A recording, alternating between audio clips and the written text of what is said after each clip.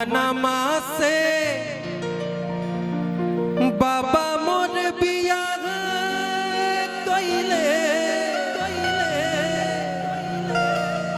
बड़ी एगो वियोग बा। अरे कवनमा से विदा कइले हो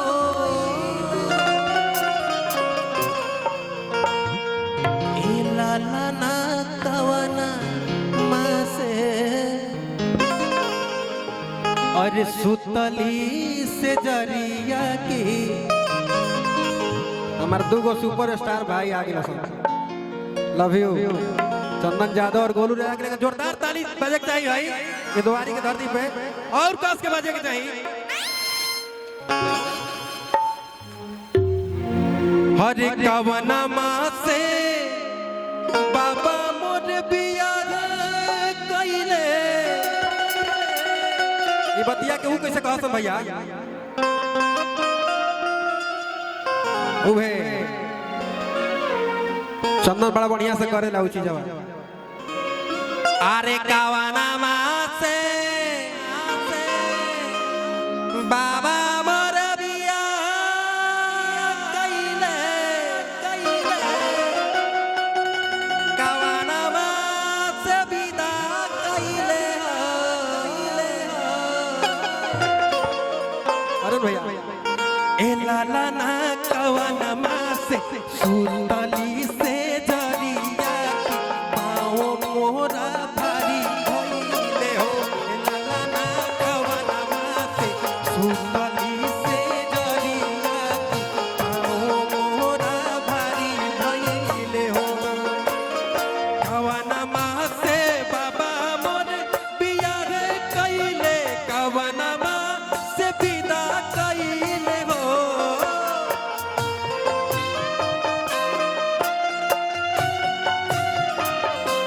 अरुण भैया की तरफ से बहुत बहुत पुरस्कार। कवनमा से बाबा मोर बिया कइले कवनमा से विदा कइले भैया। तने नील भैया का डांस देखबो जा तो हल्ला करबो जानो बहुत बढ़िया डांस करेला ए भाव में। आई माइक खेले दी आई दी संग मौक दे ना धर धर बाबू। आ कृष्णा भैया तनी तू मंच पे आवा है ना आवा मंच पे आवा तारो देखले बानी गोदवा इलो हो गोदाना तार देखले बानी डांस तन 2 मिनट मंच पे आवा आवा तारा नहीं भाव झगड़ा हो जी काले। कृष्णा साउंड के लिए जोरदार ताली होगी चाहिए। क्या बात है आओ देखो दोनों भाई कैसे डांस हो रहा देखो एकदम धीरे धीरे ये जान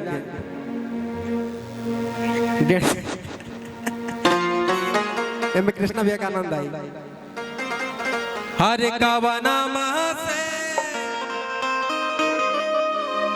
इनकर एगो डांस देखले रही देखले भाई ना वो आइए आइए भैया कम हियर टू यहाँ कम हियर टू यहाँ जल्दी। आप लोग डांस करेंगे वो लोग टिकेगा। कला है तभी मार्केट में हाला है क्या भाई लोग। हरे कवनमा से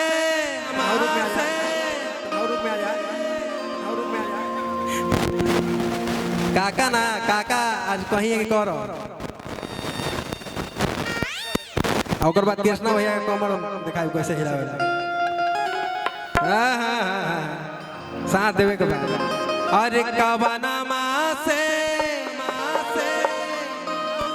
अरे बाबा मोर बिया कइले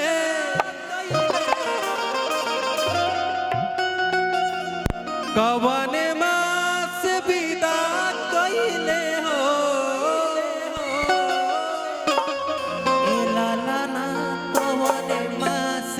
सुतली से जरिया की पाँव मोरा भारी भाई ताली बजा।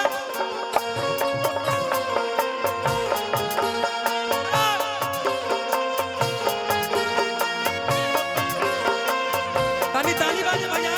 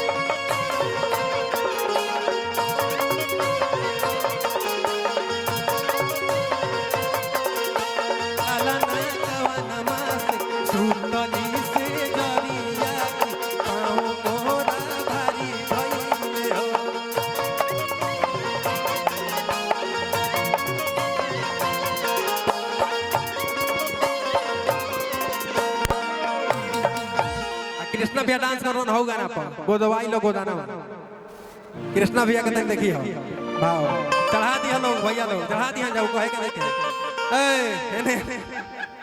हेने हरे गोदवाई लो गोदानवा आई मंडू माँ की तरफ से आशीर्वाद प्यार हरे गोदवाई लो गोदानवा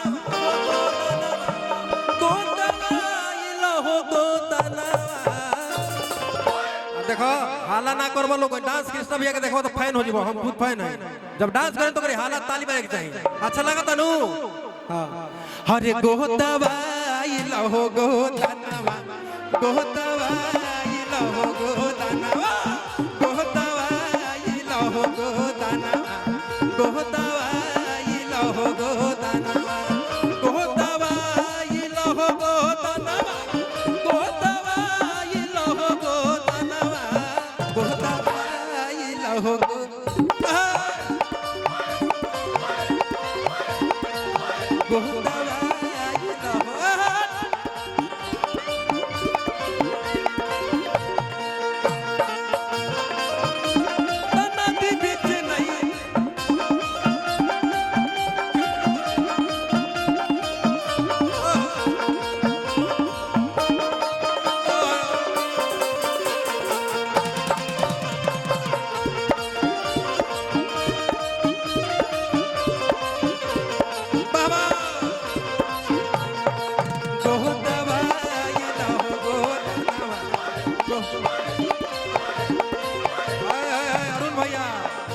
अरुण भैया अरुण यादव भैया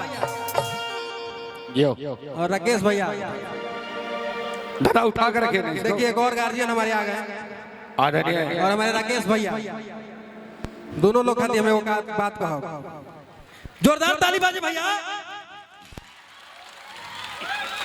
जोरदार तालियां एक बार हमारे भोजपुरी के गायक सौ फिल्म अभिनेता आदरणीय राकेश मिश्रा जी।